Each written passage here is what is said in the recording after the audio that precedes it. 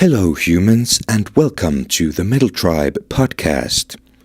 That's right, I've decided to start my very own podcast. The idea came to me last summer, and for the folks who don't know me, I'm a Finnish person, but I live in Sweden, but all my bands are in Finland, so I'm traveling back and forth Finland and Sweden all the fucking time. So this one time I was either in Turku or Helsinki. I don't remember, but I had just arrived from Sweden with the early ferry and I was at a cafe sipping something and getting shit done with my laptop when the thought popped to me that I want to start my own podcast. I want to start a podcast where I can talk about metal music and MMA, that's mixed martial arts, and those are two of my passions. But as I'm an insanely busy person, it took me a while to get started, but here we are. And this first conversation was recorded in Houston, Texas last November, while one of the bands I play in, Jess and the Ancient Ones, was touring North America with King Diamond. And the first guest is the awesome Jodi Cachia. Now, Jodi is a visual artist and the dancer and actress for King Diamond's live show and a designer and a whole lot of things. And during the tour, as I got to know her a little bit, she just seemed like such a fun and interesting and energetic person that I just asked her if she'd do the honor of being the first guest on this podcast. And I remember when we recorded this at the House of Blues in Houston, we seriously ran out of time. Even though earlier that day, when we arrived to Houston and to the venue, I talked to the staff. I talked to this one person that, hey, I'm going to do a podcast today, and I would need some room where there's quiet and privacy because, the dressing rooms for each band, well, they have the band members there and there's noise and all kinds of stuff. And he said, sure thing, no problem. I'll find something and I'll let you know. I'm like, cool. I'll be either on stage during the sound check or I'll be in the dressing room. So find me and let me know. And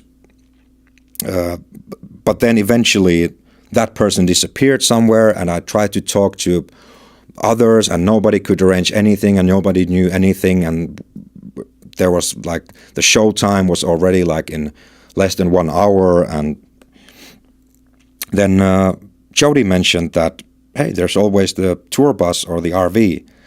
So I was like, shit, why didn't I think of that? So we went to our RV, which was parked in front of House of Blues, and it all just fell into place, I was really, really, really, really nervous, which is something funny that I'm not nervous for gigs or anything like that, but to do this kind of stuff that you're kind of being in charge of this kind of a recorded conversation or interview or whatever you call it, it's just a whole lot of responsibility. So, and it would have been great to have more time. I would like to have every episode to be at least 1 or 2 hours, but we just had to do it or not do it with the time that we had.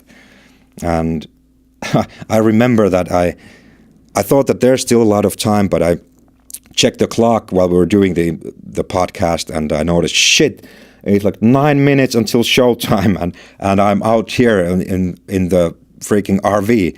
So we just wrapped it up real quick and we hurried to the venue, and while we walked there, I pretended to be all cool and collected and calm, that I know what I'm doing. There's 2 minutes until showtime, no problem. And when we walked in, I just literally grabbed my guitar and walked directly on stage, and the intro started playing. But it all turned out well. Anyway, let's get this podcast going. Without any further ado, here's the Metal Tribe podcast episode number 1 with Jodi Cachia. Sorry, Jodi Cachia. No, what the fuck? Jodi. Here's the Metal Tribe episode 1 with Jodi. Okay. Hey! Woohoo! Okay, now it's recording. But yeah, just totally freeballing. I just wrote some kind of notes that. Yeah. Let's see. How do I pronounce your name, by the way? Jodi Cachia. Cachia. Yeah. Last name. Yeah. Is it? Was it Greek? It's Maltese, but the origin of the name is really more Spanish because a lot of Spanish people took over Malta. So you didn't have roots in Greece or anything like that? Okay. Remember it wrong, sorry. I might have said that I went to Greece and I thought everybody looked like me. Yeah. I was like, that's really weird. That was it. So, okay. I'm here in Houston, Texas at the House of Blues venue, or right outside of it, in our Jess and the Ancient One's Soul caravan, as I call it. And it's the second last show of the King Diamond and Jess and the Ancient Ones North American tour. And I'm here with the onstage evil grandma and dancer / actress for King Diamond, Jodi Cachia. Was it correct? Perfect. She's also an artist, graphic designer, and actress. So, what's up? How are you? Woo! All right, let's get the party started. Yeah.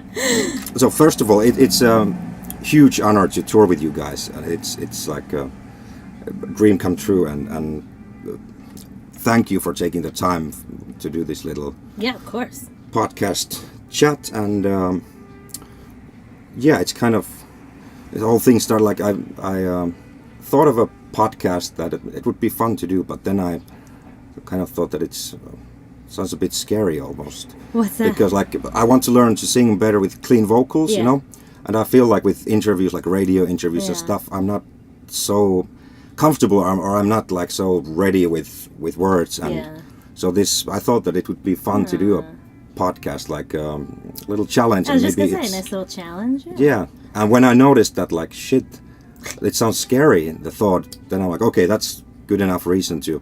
That's an excellent outlook. You should always push your limits. Yeah, exactly, and work with like overcoming your fears, and that's a part of growth. So, yeah, I was about to ask that.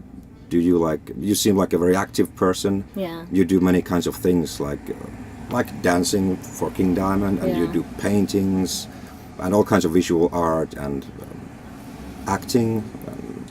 Tell us what kind of stuff do you do?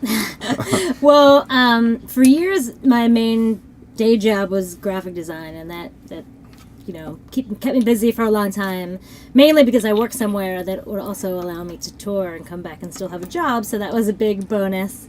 And then when I just kind of got sick of sitting at a desk all day, I couldn't do it anymore. So plus I wanted to go on tour again last year for a pretty long time, spend like 3 months in Europe, and I knew that was pushing it at my job. So once I wasn't kind of tied down to that, I had been realizing that I wanted to explore my own artwork for a while. And part of that is, I take classes, I want to try different techniques, and it just seems like every time I'm taking something, I get really excited about that, so I stick to that for a while. And I take something else, and I get really excited about that, and stick to that for a while. I'm actually trying to be a little bit more focused these days, and maybe stick to 1 or 2 things for like a longer while. Yeah, does it become like a challenge in itself to keep up with all the different like activities or things that you discover and you want to learn? Totally, yeah. Then it's my ideas come way faster than time allows. I'll be like, I might be sculpting something, and then I'm thinking about like a painting, and so by the time I'm halfway done that sculpture, maybe where I should try doing a few different sculpting techniques or something, I'm already like thinking about totally different projects. I'm just excited by a lot of different types of art, especially, but different things. Like, I tend to, when something interesting comes up, I'm like, yeah, I want to try it. Like, so I just kind of go for it usually. Yeah, and there's like, so what do you think of these sayings that or are you afraid of that you become like a master at non-art and like Because doing so many things and not focusing on one bit. That is kind of a fear of mine, which is why just like over the past couple of months I've been like, really maybe try one thing. Like I've been doing a few pieces where I've been like dyeing my own paper and then doing illustration work with it. And that's sort of the project I've chosen to stick with for like a year. And I heard something somewhere recently that was like somebody said, I thought it would be limiting doing like one thing over and over again, but I actually found it very freeing because then it was like more like focusing on one thing and then exploring that. I don't know, I guess it's kind of hard to explain, but it made sense to me when I read it, and I was like, yeah, that sounds cool. And I could already see a little bit of that after just doing it for a short period of time. So that's a long way to say yes. Definitely the whole like whatever I can't even think of that saying, but master of none, yes, definitely. Yeah, I don't want to be like that. Yeah, that there is some truth to that kind of, again, a saying. I don't know who said it, but that one thing thoroughly, then all things. Yeah.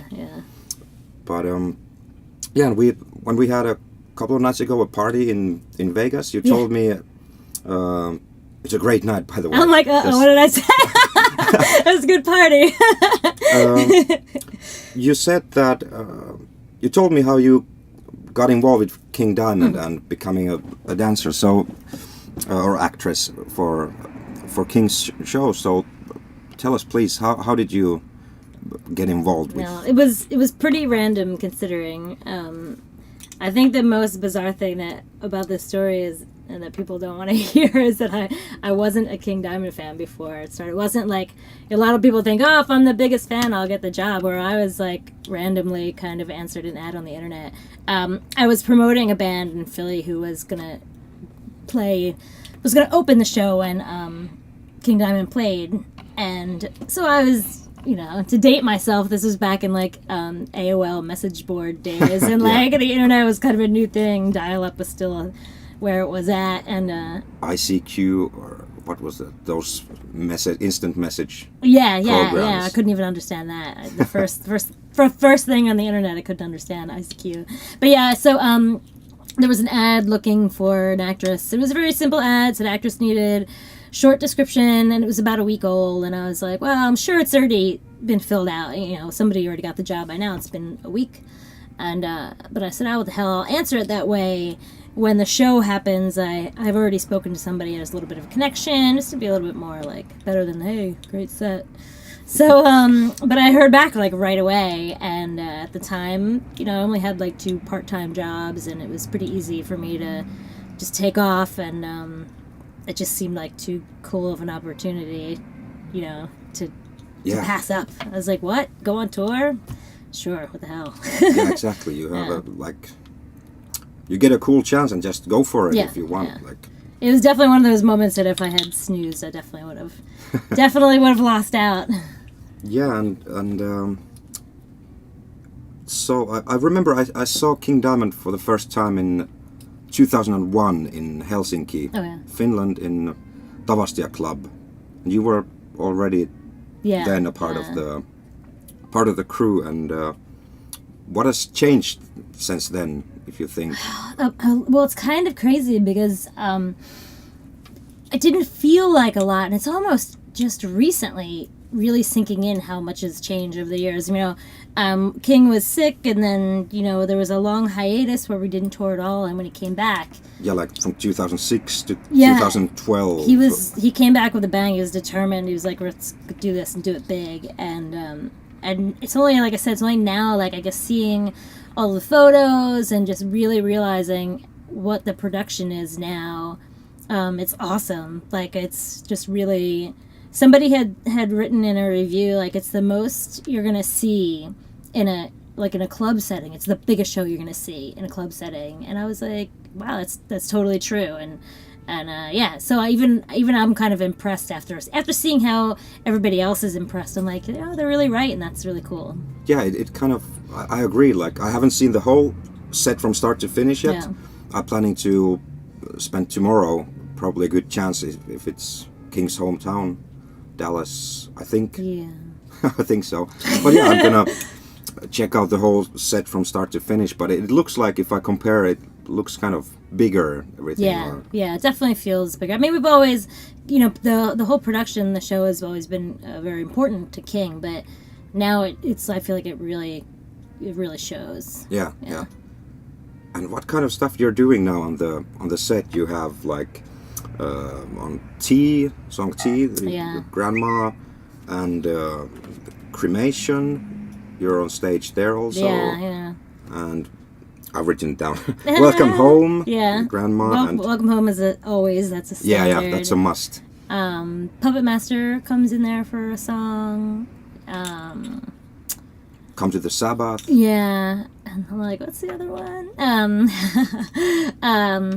What is the other one? Family Ghost. Yeah, Family Ghost. I can never remember that one for some reason. But there's not like, do I remember correctly?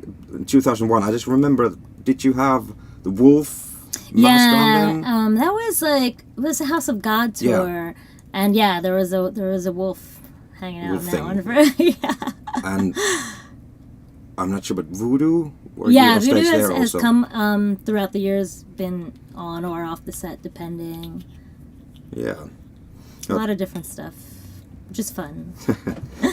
And like for me, because I travel a lot, and because I live in Sweden, and all my bands are in Finland, so I'm all the time going back and forth, and I noticed that it's like it becomes a big challenge while you're on the go to get shit done and to maintain like whatever healthy lifestyles you think you're having, but it's so easy to not be focused when you meet the guys, and it takes a tremendous amount of willpower to be like, hi, it's been a long while, now I'll go and isolate to a corner to do emails. And that's like, I don't think people have any idea how difficult that is. I think that's one of the biggest things about touring. It's like, if you're at home and you're like, all right, you think about somebody who's on tour and you're like, all right, well, they're going to play a show at like 8. They're going to arrive at like 10 in the morning. They're going to play a show at 8.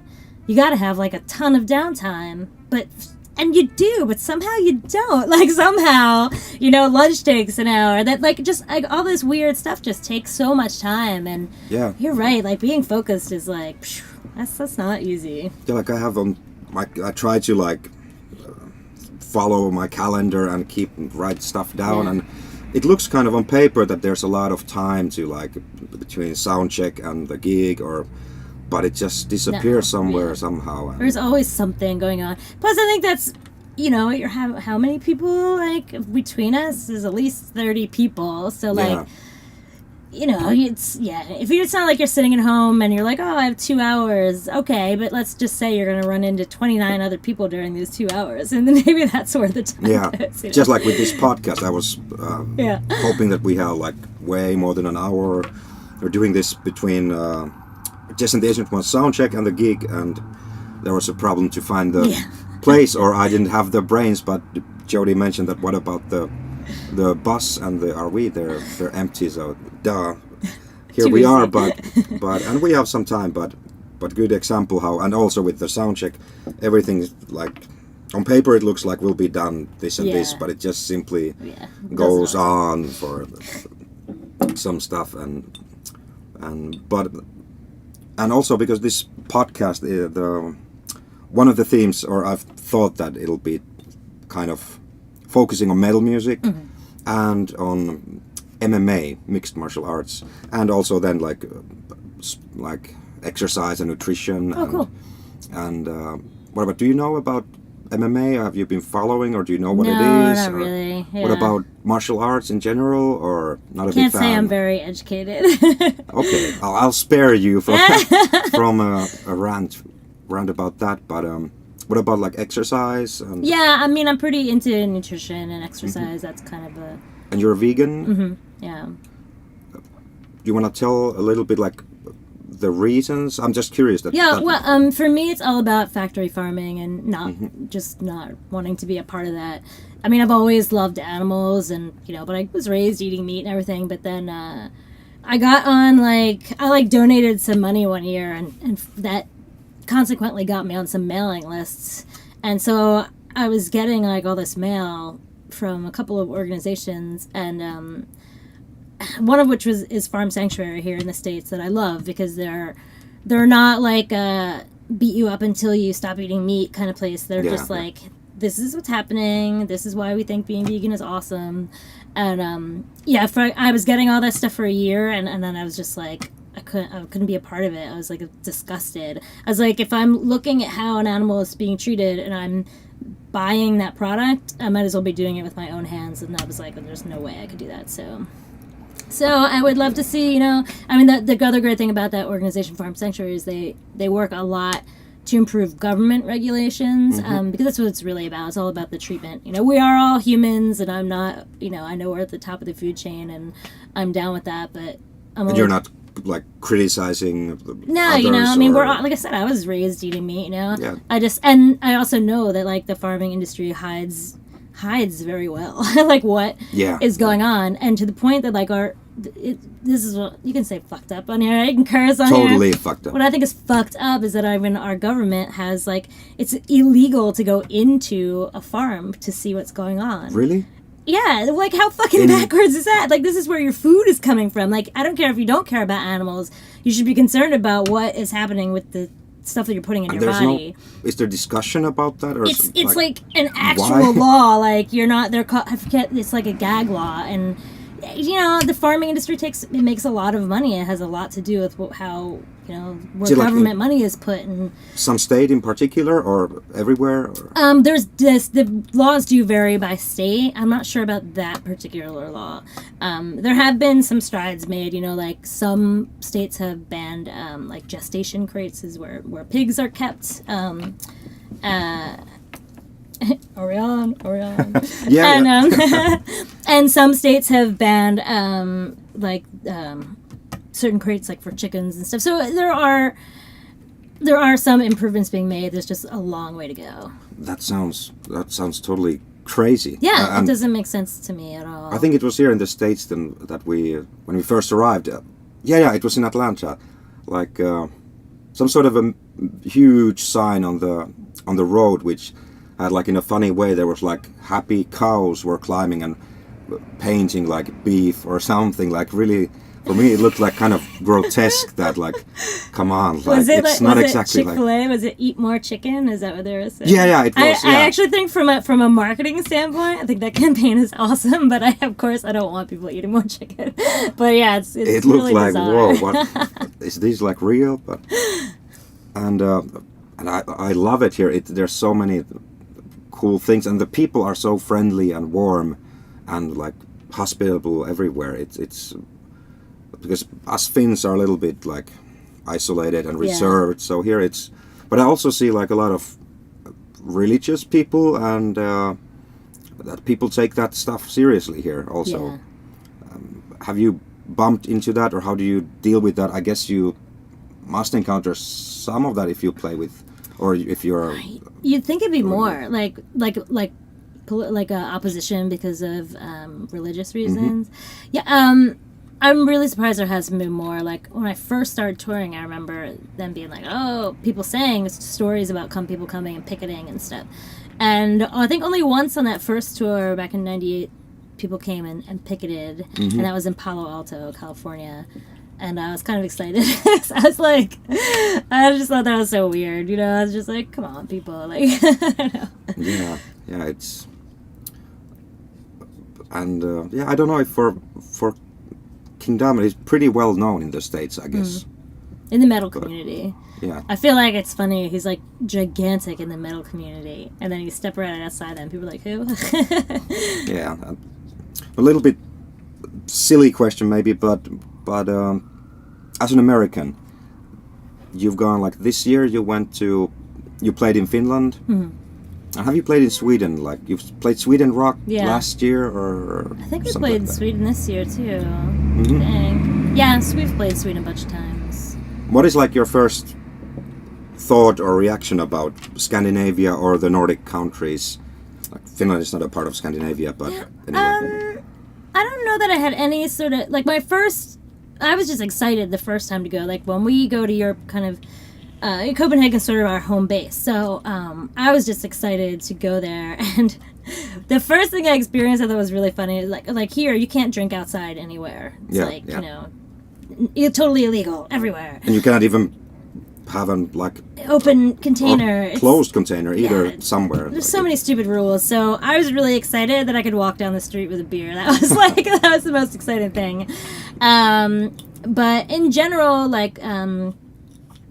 yeah, I mean... And you can be honest if there's something... No, I'm trying to think if there's any... I'll be honest if there's anything negative. There has... I mean, thankfully, I'm also really happy most people speak English because I am terrible at learning languages and I will never learn Danish. Well, the Finnish accent is quite gruesome. Yeah, I think everybody speaks really bad. Like Danes sound like... It's like all backwards, swallowing words. And Finnish, forget it. I can't even... I can't even go there, but... I do think I like that it's more liberal, and things just seem to be a bit more logical.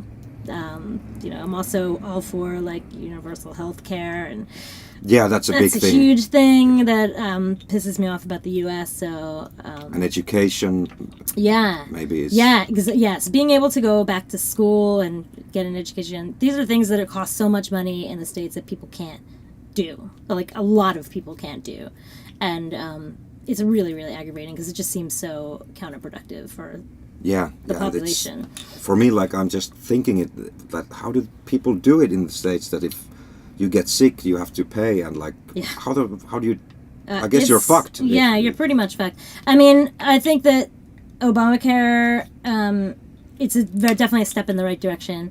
I'm sure, again, that has a long way to go, but it's got to start somewhere, you know. Yeah. They had elections yesterday. Yeah. And there's going to be some changes with some things. But, yeah. Or how about you have a lot of Swedish members in the band? Mm-hmm. I guess they seem very, very easygoing and down to earth and nice guys. And based on my experiences living in Sweden, like Swedish people are, they're really nice, and also in my opinion way more open and kind of international than Finns. I think Sweden in general just seems really awesome, other than it's cold too long out of the year. If that's my only complaint about Sweden. And there's good and bad things everywhere. Sure. It's the yin and yang of every place, but okay, I have to take a look at my notes so I don't run out of stuff to say. Where were we? Satanism, LaVeyan views. Yeah, I was thinking if maybe Matt and you would do it together, but actually I prefer it that it's maybe too much of a challenge with many people to try to, as a beginner, try to think of what would be or how to divide the attention. Sure. But you're aware of King Diamond's views or philosophy. It's that he pretty much, I guess, follows the LaVeyan concept of Satanism. Yeah. We don't have to go there if you don't want to, but I mean, I'm not educated in it myself, but the first tour that I did, I spent a lot of time talking to King, and his description of it, didn't seem very bad to me, and he quickly explained it's nothing like what the Christians' belief of Satanism is, Yeah.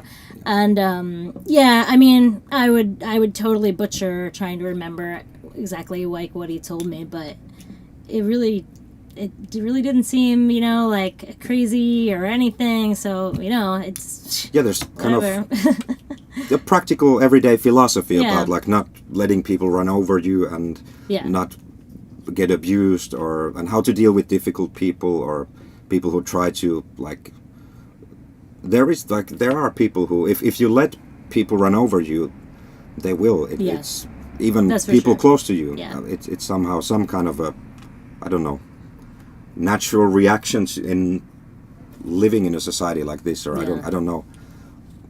But it is very that kind of Satanism. It makes sense that I remember with my mom when I was a teenager, I bought Satanic Bible and Satanic Rituals from Anton LaVey, and I listened to King Diamond and that kind of stuff, and my mom was against that whole thing, but then we had a long talk about like what is the satanic concept in that sense, and as a result, after that conversation, she was like, I guess I'm a Satanist then.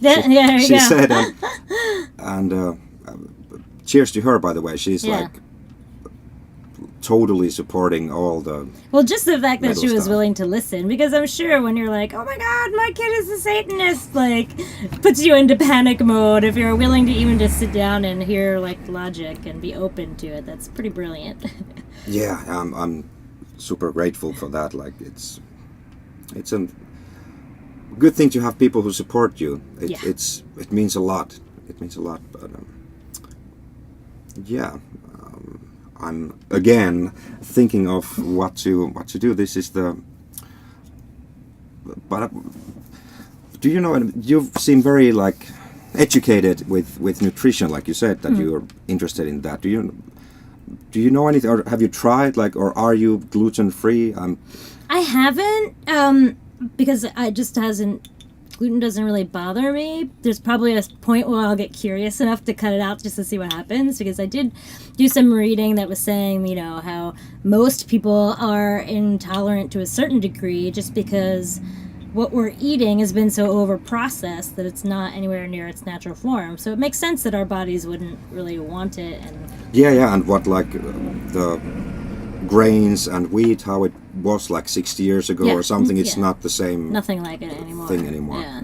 I'm interested also about, like, maybe giving it a try, because I hear that it, like, somehow makes you feel, maybe like raises your energy levels a little, or makes it a little bit more easy for the body. And I mean, there's a reason why it's so, like, popular. I don't think people are jumping on the gluten-free bandwagon because it's fun. It's like I know several people personally who are like, I feel like shit all the time, and then they wind up trying different things, and that's like a problem. And but then you go and you read online about some stuff, and then it becomes kind of, there's so much information. If you read one thing, then you go to another place, they say the opposite. Yeah, totally. You have to kind of, you gotta weed out and see what works for you too. And how about, like, I used to be for some years I was a vegetarian, and for a little while I was like a raw food vegan. Have you tried, like, raw food diet, or are you familiar with? Super strict, but I had a friend who was completely raw for like months at a time, and she would be really excited about it, and kind of got me into it for a little while, and I definitely think there's like a benefit to doing it sometimes. Like, the last time I tried, I think juicing is awesome.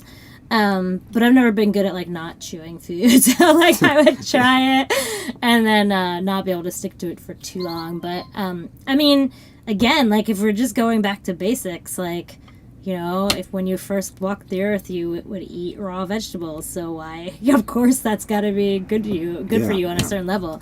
So, I mean, it just seems pretty logical that, it can't be. And I don't know, for me, like, I can eat all day long every day. So if I'm eating stuff that's healthier, that's probably a good idea. And it's just vegetables. It's like on the tour now, like, I've been totally, like, explored my gluttony side. Touring is a way of letting that happen. Yeah, when you have, like, now backstage or in the dressing room, there was, like, nice fruits and vegetables and stuff. You have a little bit of vegetables. You just feel your, like, body responds to this is like what it's craving for real stuff, and but then they put it next to the cupcakes and you're like, what?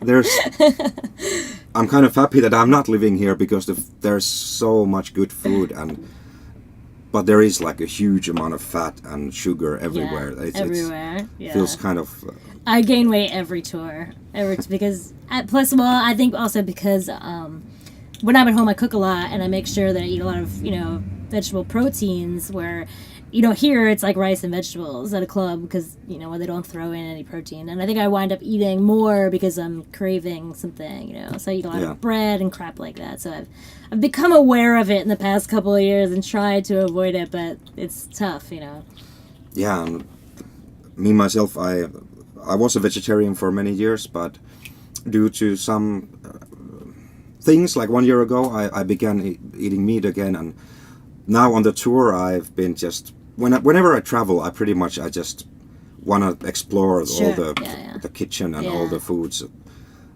that is possible. But back at home, there's I live in the countryside, and there's a lovely ecological meat store, and I try to be as conscious as possible with the meat that I can. I know where it comes from, and the animals have lived. It's not how do you say it? Gosh, my English. Manufactured meat, or and now I'm posting these food pictures, we go to Golden Coral many times. God. I feel kind of guilty with taking a picture. What are we doing? We're but going to. It's true. That's the American way, buffets and Yeah. Yeah. But all good, or all things last. How do you say that? Gosh, I need more beer. But every good thing has to come to an end. This tour, I'm starting to feel melancholic that tomorrow is the last gig, and Well, we have 2 more. Don't get sad yet. Yeah, exactly. And speaking of which, it's 9 minutes until showtime. Oh man! Okay, outside, you better get up. Yeah. I would absolutely love to talk more with you about all kinds of stuff, and we barely got to scratch the surface of some things. But it's time to rock those. So. Yeah, exactly. You have to kind of prioritize. Deal with the time we have. But thank you very, very much, and I wish you a good gig tonight. Yes, and awesome.